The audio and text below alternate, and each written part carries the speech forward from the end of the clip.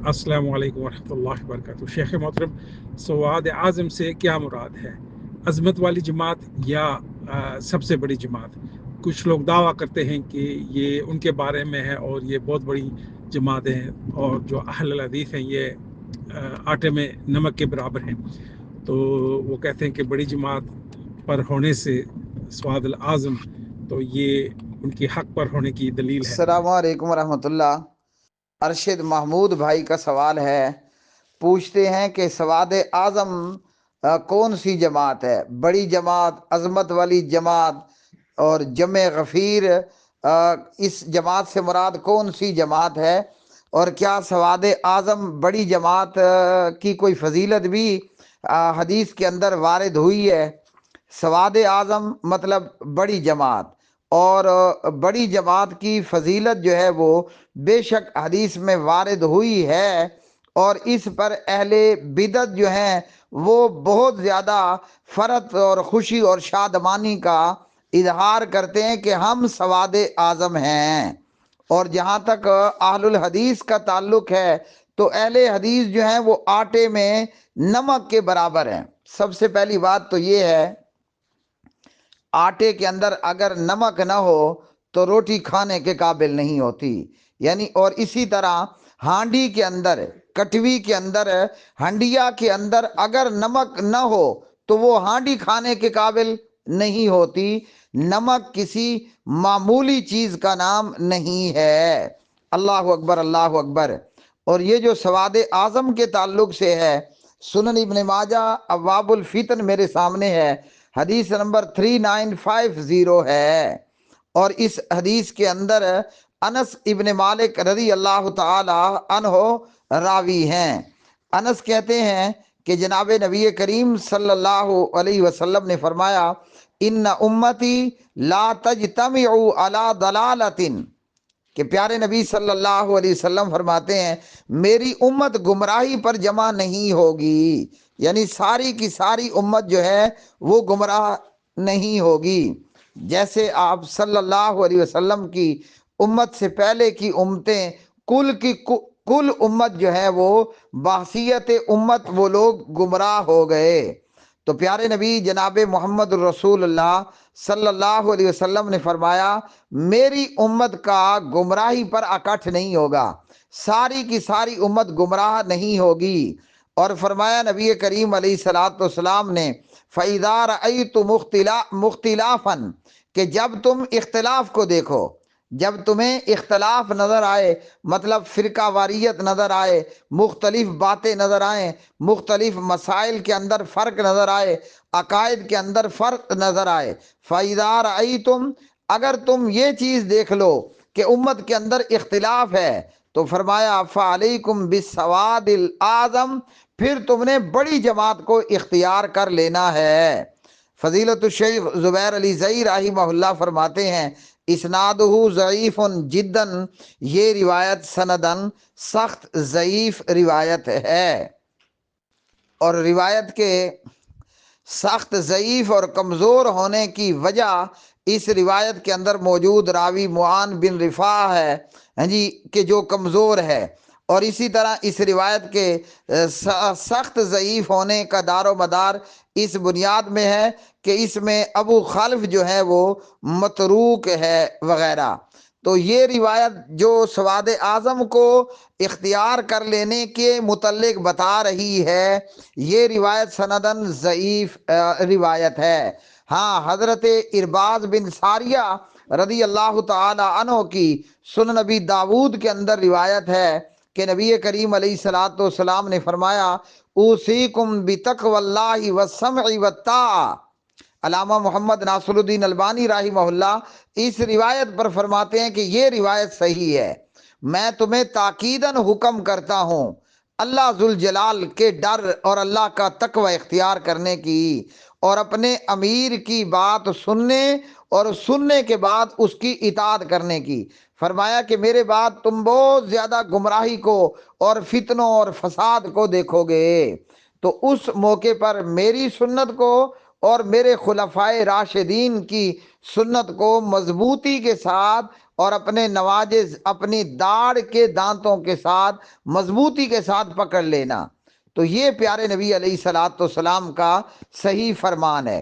اور یہ جو حضرت انس کی روایت ہے، اس روایت کا پہلا حصہ دیگر احادیث صحیحہ کے اندر وارد ہوا کہ لا ان امتی لا تجتمع علی ضلالۃ، میری امت گمراہی پر جمع نہیں ہوگی۔ اور دیگر احادیث کے اندر فرمایا کہ میری امت میں سے ایک گروہ جو ہے وہ ہمیشہ حق پر قائم و دائم رہے گا۔ اب ہمارے ہاں انڈیا پاکستان میں الدیوبندیہ البریلویہ، یہ لوگ اس روایت سے دلیل اور ثبوت پکڑتے ہیں کہ یہ اہل تقلید ہی اہل حق ہیں، کہ یہ تعداد کے اندر جو ہے وہ زیادہ ہیں۔ اللہ اکبر، اللہ اکبر۔ شریعت نے یہاں کہیں کوئی ایسا اصول نہیں بتایا کہ جو تعداد میں زیادہ ہوں گے وہی اہل حق ہوں گے۔ مطلب شریعت کا یہ اصول بتایا ہوا نہیں کہ سواد اعظم اہل حق ہوں گے۔ اگر ہم بڑی تعداد کو دیکھیں تو جناب حضرت لوط علیہ السلام کے ساتھ تھوڑی سی جماعت تھی۔ وہ جو قرآن مجید میں ایک لمبا قصہ بیان ہوا، الم تر الی الملأ من بنی اسرائیل من بعد موسیٰ اذ قالوا لنبی اللہ مبعث لنا ملکا نقاتل فی سبیل اللہ، یہ جو حضرت طالوت ان کے بادشاہ بنائے گئے اور جناب طالوت کے ساتھ جو جماعت تھی وہ تھوڑی جماعت تھی۔ ائمہ مفسرین فرماتے ہیں کہ جناب طالوت کے ساتھ میدان جہاد میں ڈٹ کر کے کھڑے ہونے والے، اپنے امیر کی سمع اور اطاعت کا مظاہرہ کرنے والے وہ 313 تھے، اور ان کے مقابلے میں جو جالوت کافر بادشاہ کا لشکر تھا وہ ان سے کئی گنا زیادہ تھا۔ تو پھر سواد اعظم کا تقاضا تو یہ ہوا کہ جالوت اور جالوت کا لشکر اہل حق ہوئے۔ کلمہ پڑھنے والوں کو چاہیے تھا کہ طالوت کے لشکر میں آنے کی بجائے وہ جالوت کے لشکر کو اختیار کرتے، کیونکہ سواد اعظم کی جو گنتی ہے وہ جالوت کے پاس ہے، نہ کہ جناب طالوت کے پاس ہے۔ اللہ اکبر، اللہ اکبر۔ اگر سواد اعظم نبی کریم علیہ السلام کا فرمان ہوتا کہ بڑی جماعت کو دیکھو، تو بدر کے اندر جناب محمد الرسول اللہ صلی اللہ علیہ وسلم کے ساتھی وہ 313 ہیں، اور ابو جہل ملعون کے ساتھ کوئی 950 کے لگ بھگ اس کے لشکری ہیں۔ اگر ہم بڑی اور چھوٹی تعداد کو دیکھیں تو نبی محترم امام المجاہدین محمد رسول اللہ صلی اللہ علیہ وسلم کے ساتھ احد کے میدان میں کتنے لوگ ہیں؟ نبی پاک علیہ الصلوۃ والسلام جب مدینہ طیبہ سے نکلتے ہیں تو آپ کے ساتھ 1000 کا لشکر ہے، اور جب احد کے میدان کے قریب پہنچتے ہیں تو عبداللہ ابن ابی ابن سلول اپنے 300 بندے لے کر کے پیچھے ہٹ جاتا ہے اور بیک کر لیتا ہے اور پیچھے کو مڑ جاتا ہے۔ میرے الفاظ میں وہ کہہ رہا تھا کہ میاں سامنے موت ہے، اور ہمیں کیا پڑی ہے کہ بیویاں بیوہ کروا لیں، بچے یتیم کر لیں، ہماری مٹھی بھر تعداد اور کفار کا لشکر جو ہے وہ جناب ابو سفیان اور خالد بن ولید کے لشکر کی حالت یہ تھی کہ وہ میدان احد میں سواد اعظم تھے۔ اللہ اکبر۔ جب جناب محمد الرسول اللہ صلی اللہ علیہ وسلم میدان احد میں اپنے جان باز لے کر کھڑے ہوئے تو پیارے نبی علیہ السلام کے ساتھیوں کی تعداد 700 ہے۔ الرحیق المختوم صفی الرحمان مبارک پوری رحمہ اللہ، اور مقابلے میں کفار مکہ کے لشکر کی تعداد 3000 ہے۔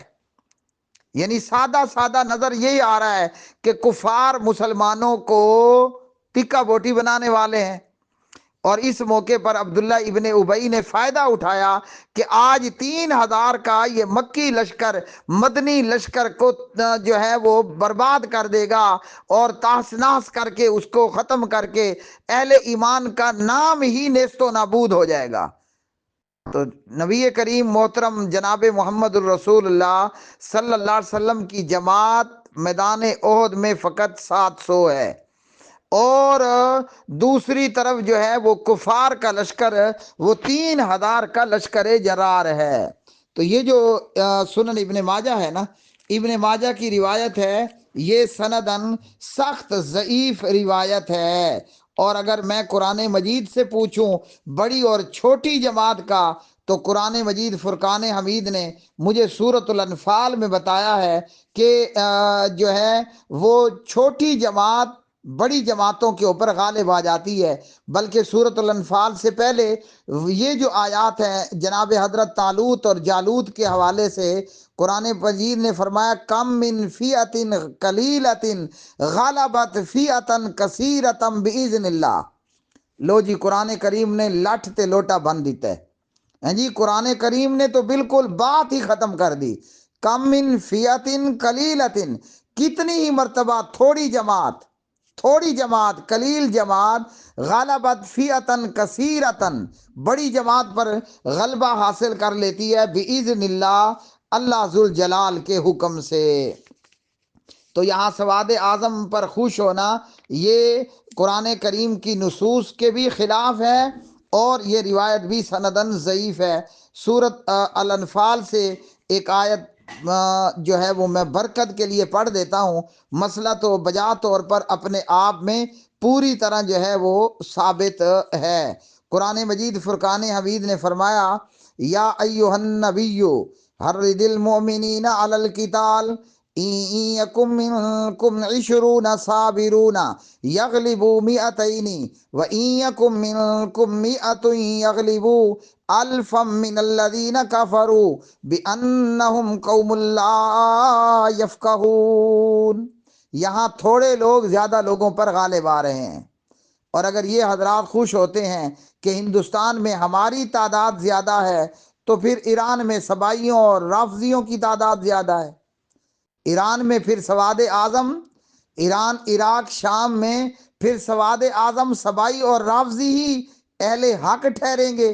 اگر یہ سواد اعظم اصول ہے کہ بڑی جماعت کا ساتھ دو، بڑی جماعت اہل حق کی جماعت ہے، اور اہل حدیثوں تمہاری تعداد دو آٹے میں نمک کے برابر ہے، تو ایران میں پھر جی وہ سبائی ٹولہ، وہ رافضی ٹولہ تعداد میں زیادہ ہے، تو وہاں ایران میں پھر اہل حق سبائی اور رافضی ہوں گے۔